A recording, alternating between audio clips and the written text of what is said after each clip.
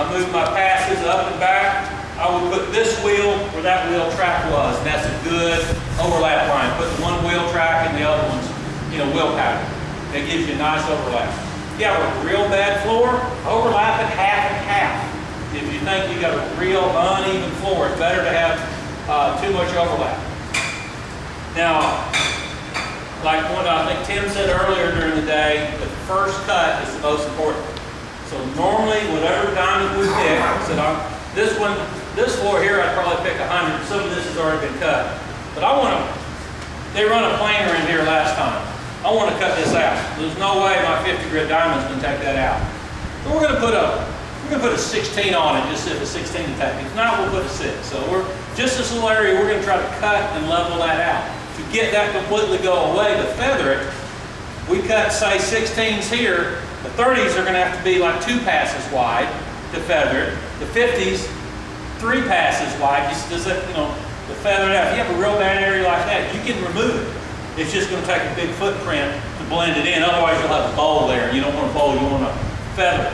Just like if you're sanding, painting body work on a car or fine furniture, same thing. You're trying to feather it in so it's not noticeable. That will be a lower spot than everything else. Machine, I said it's 1,000 plus pounds, but it's easier to operate. We'll let everybody run it. We're going to, Joe's going to grab my 16 metals. And if you look at this is an easy way to organize your diamonds. Get them in nice bins. Your sets of 12. There. If I entered multiple machines, you would have machine 1 diamonds, machine 2 diamonds mixed, marked on the box. So these things go on the same way, but it's a lot more visual. You can see how easy these diamonds go in.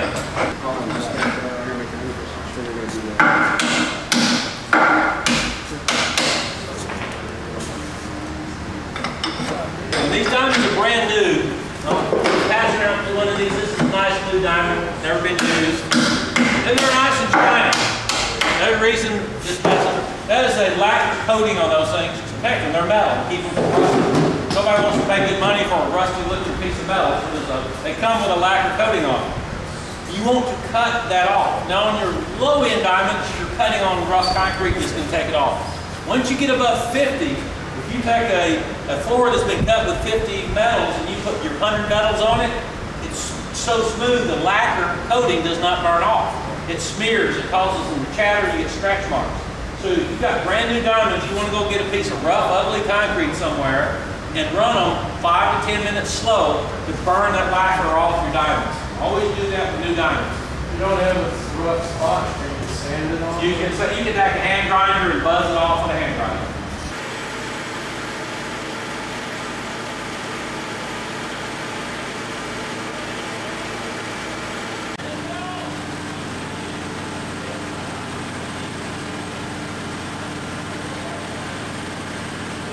Done and cut on these style.